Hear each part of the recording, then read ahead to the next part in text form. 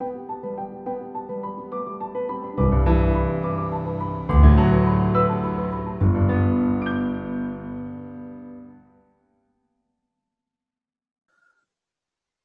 morning, everyone. I'm Julia Doxat-Purser. I'm sitting here on the sunny south coast of the United Kingdom.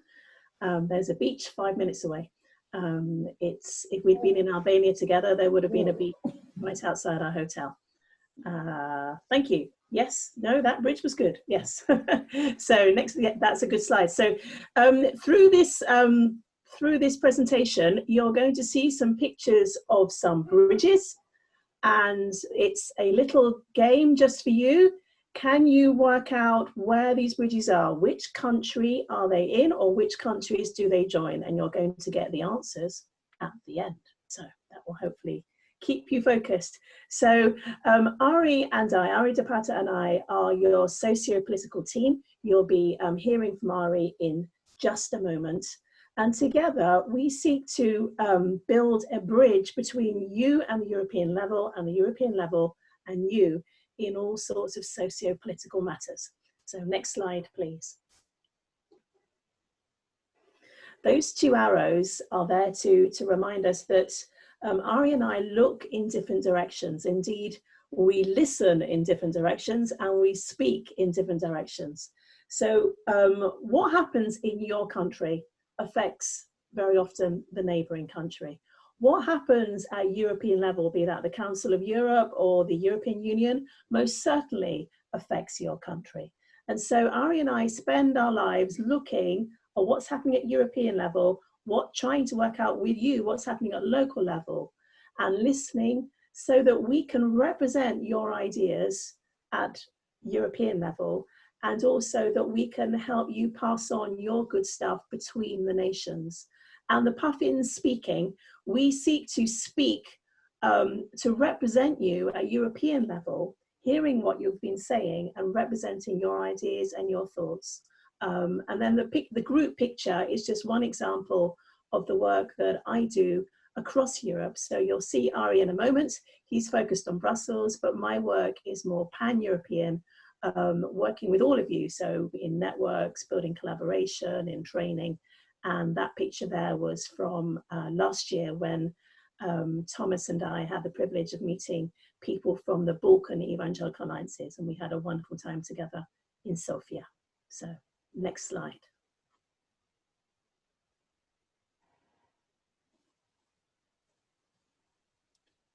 Yes, good morning, everybody. My name is Arie de Pata.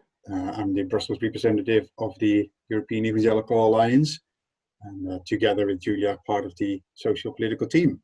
The Brussels office was established in 1994, with Julia holding the fort for about 10 years. You see the picture of the office building, and no, we are not occupying the whole building. We just have a modest office on the ground floor to the right. So the 3 windows you see with the red car, that's the office. There were many organizations already represented in Brussels, working with the European institutions there, but there was no evangelical voice. And we felt the need for us evangelicals to be represented there. As of 1994, for more than 25 years now, we are representing the 20 million or over 20 million evangelicals across Europe. And it is really a pleasure and an honor to represent the evangelical community in Brussels. And it's great to work with you. As Julia said, it's a two-way street. So we are talking, but we can't talk if we don't listen. And it was great to welcome Uwe Hamovsky from the German team in Brussels, to give him an introduction, but also to learn more from what is happening in Germany and how we can serve the Evangelical Alliance also in Germany. And well, you might wonder, why is it so important to be represented at European level? Well, we strongly believe, and I think Jeff highlighted that as well in his presentation, we strongly believe that we have a unique contribution to the debate. We have a message of hope, and we want to influence what is happening at European level with biblical wisdom. And just to give you two examples of, well, we've been working with officials, EU officials, parliamentarians, staff, for more than 25 years. And much of the influence is going through these talks and through networking with other NGOs. But we've seen well, just a few examples of more visible successes that are directly linked to the work that we do in Brussels. One of them is the Equal Treatment Directive that was adopted in the year 2000. And it's about discrimination, of course. But there was no exemption made for churches. So churches couldn't even, based on the draft that was discussed at that time, there was no exemption for churches to say that pastors, for example, had to be Christians. And there was an oversight from all people involved. And it was thanks to Julia at the time, who spotted that as an omission in the draft. And we've been able to work with other NGOs to make sure that there is now in the Equal Treatment Directive an exemption for churches for crucial functions in our churches and faith-based organizations, to require people to adhere to the Christian faith, to be a believer themselves before they can serve the church or serve the organization. Another an important milestone, I think, for the EEA office in Brussels were the EU guidelines on freedom of religion or belief. Freedom of religion or belief has been a long-standing topic for the EEA. We have quite some expertise collected in our history. The EU guidelines are explaining to politicians, to diplomats, what freedom of religion is, why it's important, but also how to respond when they come across a violation of freedom of religion or belief. And that's really, it sounds very basic, but it's proven to be very important for diplomats to really understand what freedom of religion or belief is all about. And I think that's an important service to the worldwide community of evangelicals. We've been working with many faith-based organizations to input to the draft, to work with the drafters, and much of what of our contribution is now included in this EU guideline. And we got the people together, for example, at the European Religious Liberty Forum. That was a great opportunity to get people together and to work together to make sure that these guidelines were really helpful for diplomats. And we will continue to work with the European institutions in Brussels in the future. Next slide. Thank you. So the esseker project, you'll know who esseker is. It's all about understanding the times and knowing what to do. Understanding the times across Europe, focused on where politics is particularly divisive, where there's anger, where there's fear, where there's frustration. And we're seeking to work with you, EEA members, and also our friends, to understand, to pray. So we have a monthly online prayer meeting, and to respond biblically. And to understand, we really need to get behind what is going on and what are the isms that are driving our politics. So what are the values behind secularism? What's really behind the radical left-wing voices and right-wing voices that we're hearing? What's behind the promotion of new forms of civic religion, very often connected to promoting national identity? And once we understand what's behind these isms that are dividing us, we can then explore and promote biblical values. Because as Jeff Fountain was saying this morning, Europe is Europe because of Christianity. Europe has been shaped by Christianity, and we need to help Europe to remember all the wonderful things in biblical values. But also we need to explore, what are Christian values? Are Christian values just focused on a couple of important issues, but aren't they broader than that? And some people use the term Christian values to say things that are really not very Christian at all. So just being anti-Muslim, is that a Christian value? So we're seeking to work with you to explore the whole range of what biblical values are. So neighborliness, faithfulness, integrity, purity, honesty, so many values that Europe needs if we're going to be able to heal together. And even before the COVID-19 pandemic, Europe has been hurting. So just, you might say, why are you doing this? Well, Europe is hurting and your church is divided politically. There are conversations that Christians really find hard to have because it's just going to get emotional, perhaps, because we disagree about the government, etc. So we believe that it's important for us to understand and then begin to be able to understand one another and to promote a better vision. Next slide.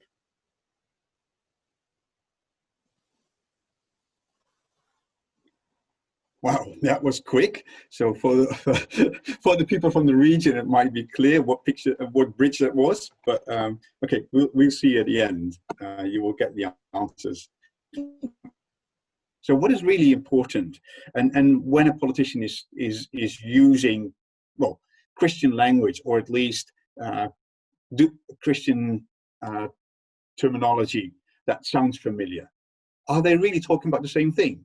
Is it really the Christian principle that they are referring to, or is that just to appease you and to get your vote? So we had a series of papers on the European elections about healthy nationalism, why the European Union is important, why the elections are important, but how to pray for the elections, how to pray for the candidates, how to pray for Europe. And Jeff gave us some important input there as well. And these papers, these materials, these questions have been distributed through the National Evangelical Alliances. Some of you translated the materials in your local language. That was great to see, very encouraging for us as well. And we distributed these papers, these questions through our social media outlets as well. And now we continue to work with you on a series, a good governance series, that is further unpacking the relation between Christianity and the government, Christians in power, the neutrality of the state, freedom of religion or belief. Why is it important?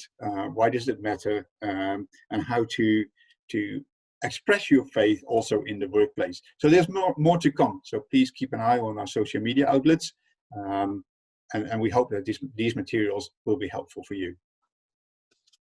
Next slide. Thank you. So European Religious Liberty Forum. Sorry, you're not supposed to be seeing that picture. We were going to change it. Never mind. That's a confidential picture. Don't copy it.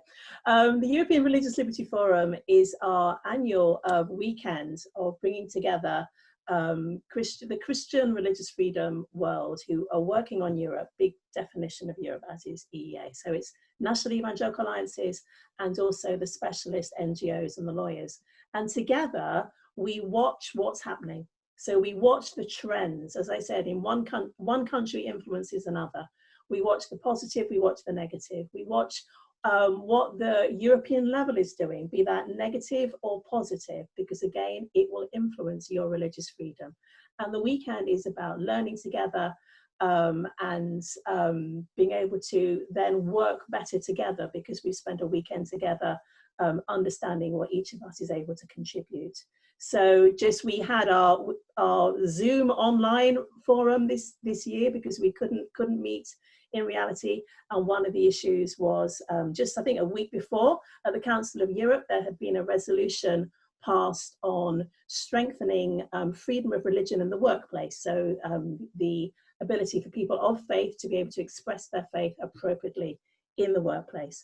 And because that resolution has been passed, we were able to talk about it. And it's now an opportunity for us, all of us, to exploit, to seek to promote faith being respected by employers. And then, as I said, the forum is very much about building relationships, and that enables collaboration. So one example, I think it was September, October 2018, The Bulgarian Evangelical Alliance contacted us because there was a draft religion law coming into their country that was very bad.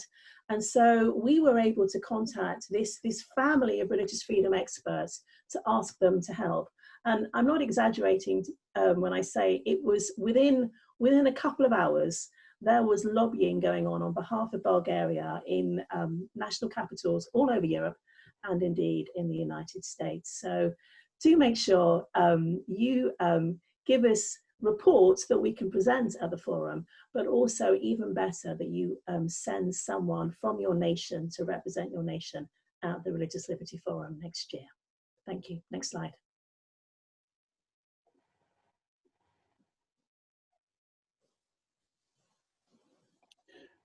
Yes, in addition to the election materials that we've been working on and all the kind of behind the scenes lobbying, we've also responded to the refugee crisis.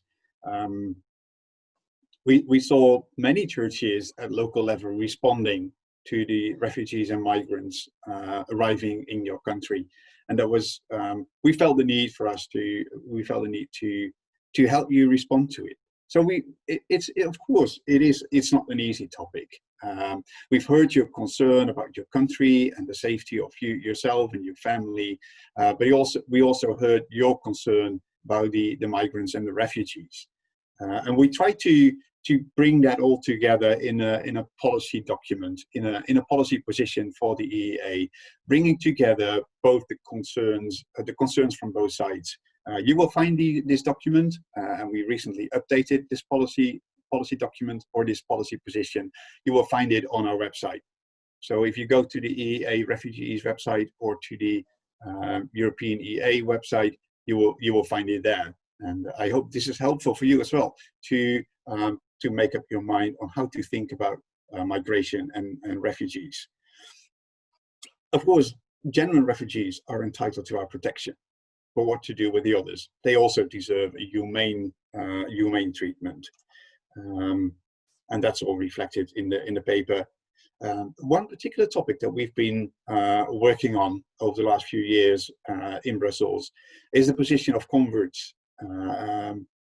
So people who converted either in their own country, in the country of origin, or along the way, or in one of the European countries where they arrived, who converted from Islam to Christianity, or from Islam to no religion. But our particular focus has been on those who converted from Islam to Christianity.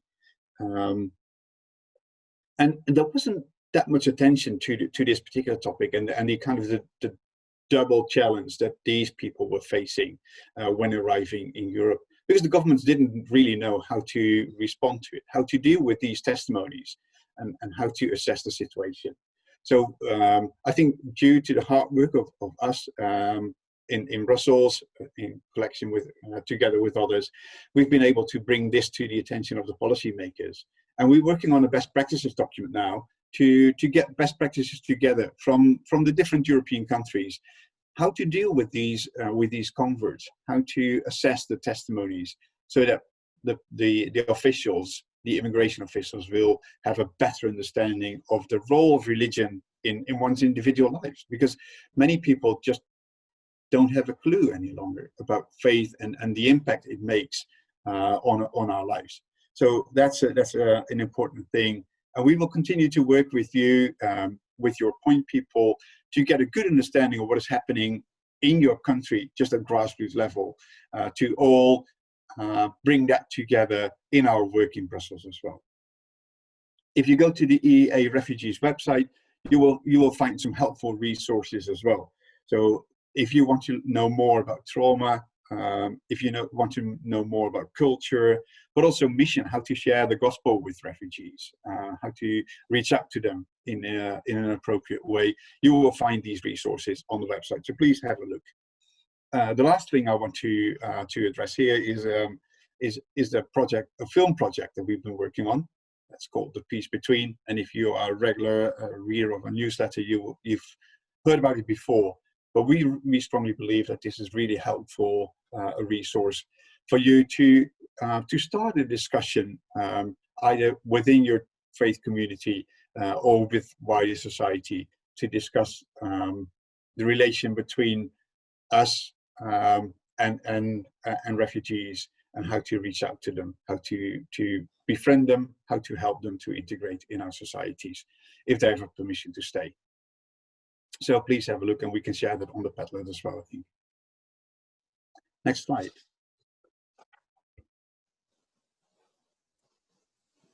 And next slide, please. Thank you. So we love it when you share your treasure with the rest of us. And when we say treasure, we mean what you're doing. So the ideas from you as an organization or within your membership, your ideas, your initiatives, your projects, your resources. We love to be able to share the great stuff that you've got with other nations, or indeed at European level, and we're able to share. Well, clearly you can connect with each other directly, but we can share on social media or an email, a newsletter, and the website. And there's a coffee cup on this slide to symbolize the Good News Cafe. The Good News Cafe, if you haven't joined in, is every now and again we have an online cafe. So 1 hour to be inspired by good practice, to hear about what others are doing, and you can ask questions. And we seek to look for that good practice from north, south, east or west parts of Europe, and also from big evangelical alliances or small evangelical alliances, and also from our affiliate members. And so past cafes have been on promoting marriage, on encouraging adoption and fostering, on campaigning against abortion in positive ways, and also influencing your nation well as an evangelical alliance when you really don't have many resources. You don't have the time, the money, the staff. It's just difficult. So I remember one example we had there was the Spanish Evangelical Alliance, who do great things despite being very small with their resources. Once a year, they have an authorization team of Christians who are experts in socio-political matters. They come together for a couple of days and they think and pray about issues that they have on their heart that they need to think biblically about, or they can see coming up on the political agenda. And they think about a biblical response, and they store those ideas in what they call their fridge, their issues fridge. So those ideas are there stored. So when suddenly there's a need to write a press release or give a resource to the churches, one of them can quickly open the fridge, pull out the basic homework that they've done, and produce a resource really, really quickly. So great idea of how we can help the body of Christ know how to think and respond to socio-political issues. Final slide, please. So there are your answers for the bridges. So just to say, we do love working with you, but we also love working for you, and you work for us. It's a circle, and together we are able to understand what's going on across Europe, but also to be able to respond with a biblical vision, a kingdom vision of hope. So Europe has been shaped by Christianity, has been shaped by the gospel. And we hope that by working together, we will be able to do more of that in the future. So we hope you've appreciated what we've been sharing. If there's something that was a surprise to you, send us a note. Please make sure that you look out for invitations to the Religious Liberty Forum or to a Good News Cafe. You'll find lots of resources on our website. Yeah, let's keep up working together. Thank you.